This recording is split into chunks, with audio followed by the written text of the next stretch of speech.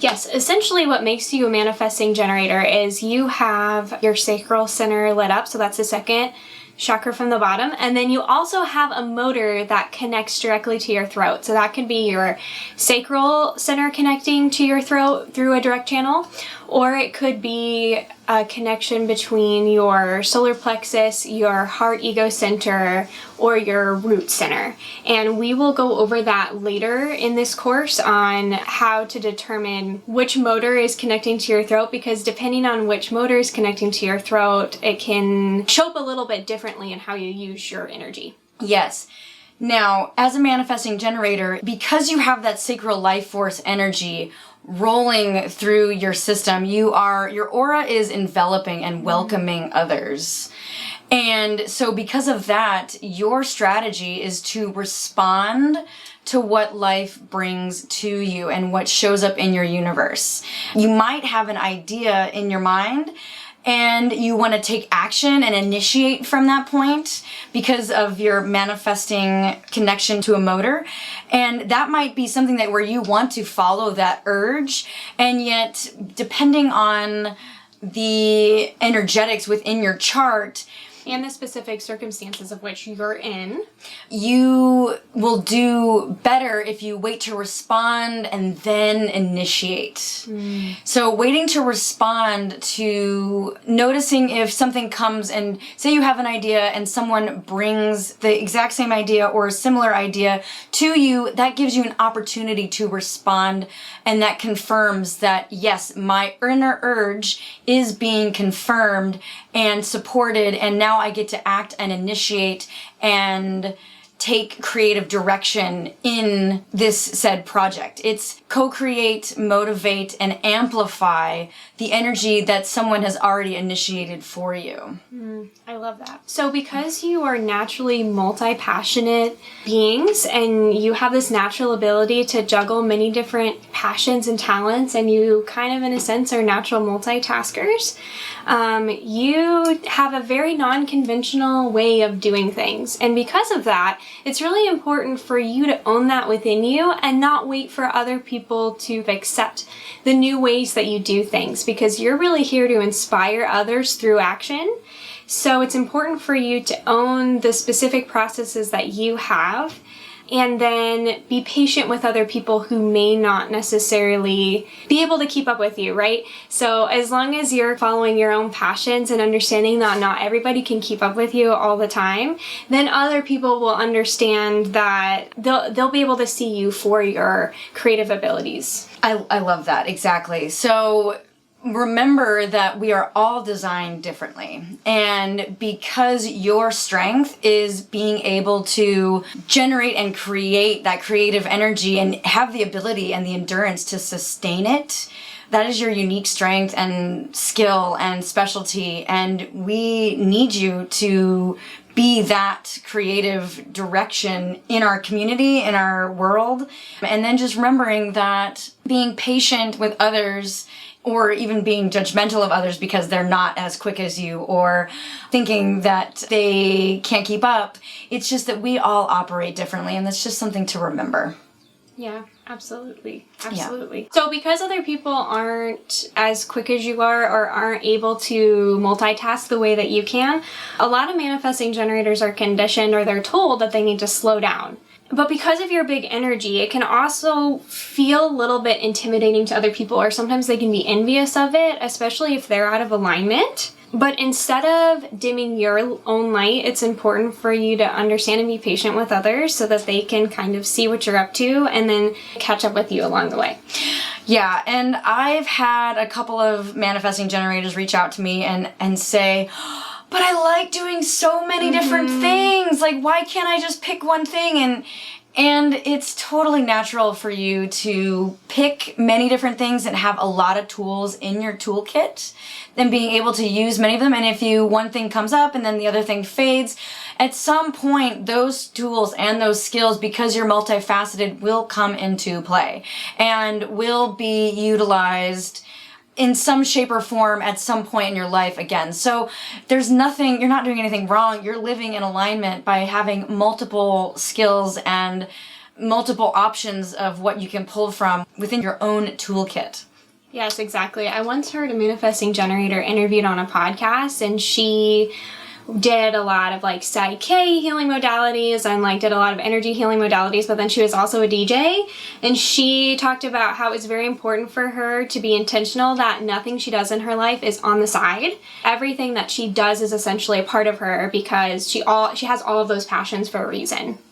So it is common for you to get so excited about a project and be so lit up and like so passionate about your energy and about whatever project you're interested in this moving forward, that you might, if you need to follow some instructions, you might skip steps. And that is totally natural for you. And if you have a family member that's not a manifesting generator and they're watching this with you by chance, or if you know someone, inform them that this is just how I operate and this is what works best for me, and to be okay with that this is how I operate, so that they are able to have a little bit more compassion, because we all have our strengths. And even though one person's way might think that it's better, it doesn't necessarily mean that it is. And it's just understanding that we are all different and we all have our unique gifts. Yeah, I once heard a story about within a company, there were 2 different teams that were working on similar projects. And on one team, there was 5 pure generators, and on the other team, there was 5 manifesting generators. And on the pure generators team, they were so used to doing the same things and doing the same processes that when they ran into a roadblock, they couldn't see a new way of working around it. But then the team of manifesting generators, they were trying to get through the process so quickly, and every time they hit like even the slightest little roadblock, they were pivoting into something different. So they never finished anything. So then what they did is they split up the teams and they intermingled them so that each team had like a blend of generators and manifesting generators. And then they had a healthy sense of, okay, when do we need to focus on honing in on the process and the details? And also, when can we have some fresh energy or some fresh ideas or a way to evolve the process to make it more efficient? So that's just an example of how your energy, even though you do move quickly and you skip steps and you make mistakes and you have to go back, it's still really beautiful, because it's through that process that we make new ways of doing things. I love that. That was such a great story. And because you have that generator part of you, you are all about your own process and self-awareness. And so I'm going to offer you an invitation to potentially take care of yourself so that you don't burn out, because as a manifesting generator, you can burn out. You can expend your energy too much if you don't replenish your own battery. And self-care could be whatever it is that in order, like whatever feels right for you, whatever gives you a sense of replenishment. That could be exercise, it could be riding your bike, it could be taking a walk, playing with your kids, it could be walking your pet, playing with your cat, taking a bath. It could be a wide variety of activities, or coloring or drawing, or noticing if like the activity is movement, if it's movement generated, because that sacral center is all about the movement. Of energy. And I love that. And that's so important, because a lot of the human design languaging around manifesting generators is that you guys have the biggest engine and you have so much energy. And yes, that's true, but all types need rest. And manifesting generators especially, you'll get burnout if you're doing things that you're not excited by. So it's really important to almost like leverage your energy of like, if you know that you're going to do something that really lights you up and makes you excited and gets those creative juices flowing, you're going to have more energy for things. But if you're doing something that maybe isn't like your favorite thing to do, like doing the dishes or something, like you're going to need more rest after doing those things, because they're not regenerating that life force within you. Yep. So even among manifesting generators, there's kind of 2 different types of manifesting generators. So there's manifesting generators that are a little bit more generator, and there's manifesting generators who are a little bit more manifestor. So if you're a manifesting generator who has a direct connection from your sacral center, again, that's the 2nd chakra, it's the big engine chakra. If you have a direct connection between that chakra up to the throat, either through the channel 2034 or through the G Center, then you're going to be able to initiate a little bit more, especially when it comes to relationships and other people.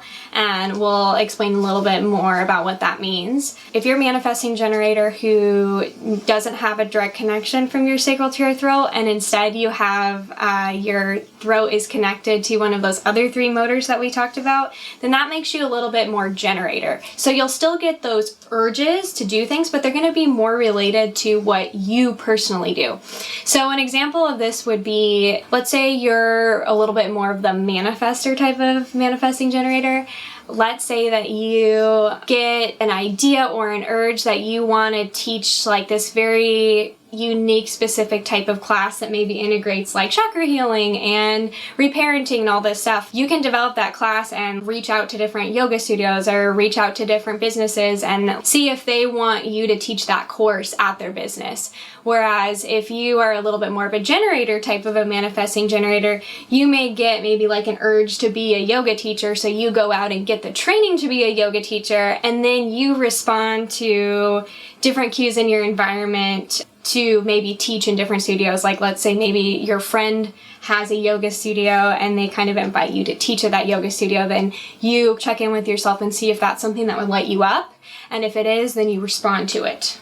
That is an excellent way of describing what the difference is between the variables within the types. Yes. And within the manifesting generator type, because there's a lot of variability. Tons, yes. And which one is more appropriate for which, and which can do more, because you're essentially a blend of 2 different types that have 2 unique strategies. Yeah, and this is a very fluid process. It's not black and white. Human design within itself, it's limited by language, right? We have very limited language to explain these concepts that are very fluid. So I invite you to experiment with what does it mean to initiate versus what does it mean to respond, because within you are going to have these urges and you are going to be very quick and fast and kind of all over the place in a good way. But then there are going to be times where you need to slow down and listen to, okay, what is my body telling me? Are these things that are coming at me, do they have an expansive response for me, or do they maybe have a withdrawing response within me and I need to clear out my energy a little bit to make room for new things? Yeah, it's all about moving the energy and playing with the experiment of knowing your design and seeing how the universe and your reality responds to you. Absolutely. Yeah.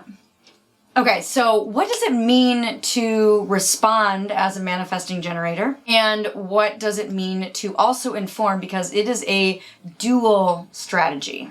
Yes, because you're a hybrid type, you actually have 2 strategies. First, it's all about the response. And what does it mean to respond to the world around you and what the universe is bringing towards you? If you have an idea in your head and you initiate someone just from that idea without getting Clear on your own sacral response. or having a clue or a sign or a synchronicity happen for giving you something to respond to, I'm wondering if you've noticed or remember anything in your life of trying to initiate something. What's happened? What was it like for you to experience that? When that happens, that might cause frustration. One thing to be aware of is, like all types, we have to be aware of our expectations and letting go of attachments to our instant gratifications, to what we think we want. It's being able to move past that frustration into satisfaction, being okay with what is and accepting. Yeah, but on the flip side of that, it's also really important for you to inform. So informing essentially means that when you have urges to do things, whether those urges are just for you or they're to initiate other people, it's really good to get clear about who is going to be impacted by those decisions, and then inform all the necessary parties so that they can then decide essentially if they want to interact with that same task with you or if they just want to let you go off and do your own thing. And it's the informing and communicating to all those who will be impacted, because your energy will impact others. Yeah, like my brother, he's a manifesting generator, and he is often doing so many things, and he doesn't realize like how it impacts other people. And my mom, for example, she worries when he's out, and even though he's 21 and he's out of the house now, but she still worries about him, and so she likes to check in with him to see what he's doing. And he gets frustrated by this because he thinks that, or he perceives that she's just trying to get in the way of his process, when really all she's doing is she just wants to be informed, right? Because she is, in a sense, impacted by the choices that he's making, just because... Yeah, like, she's just worried about what he's up to. Like, she just wants to know. She's just being a mom. She's not trying to interfere with what he's doing. So when he kind of learned that, and he started informing her about, like, yeah, I'm going on this adventure today, or I'm hanging out with these friends or whatever, their relationship has been a lot more relaxed. Also, if you're a manifesting generator, or you're with someone who is not, one thing that you can do is informing them about the things that you need. And that could be being informed. It is just equally as important for those around you to inform you and communicate with you about what their needs are, what they're up to, offering invitations, even if they assume that you're not going to say yes anyways to the invitation. Like, that happened with a friend of ours, and I knew that she was super exhausted. I knew that she wasn't going to say yes anyways, and I didn't invite her, and she was all upset, and because I didn't inform her that this was an option. I was like, I didn't know, I'm so sorry, like, that was not the intention. So we got to work through that. But it is so important to inform your manifesting generators as well. Absolutely. Yeah. And I love what you said about, as a manifesting generator, informing others about what you need and what your self-care needs are. Because a lot of times we perceive manifesting generators as superheroes who can do it all. Because you have so much energy to give, we don't often see that side of you that really needs the rest. So it's really good to...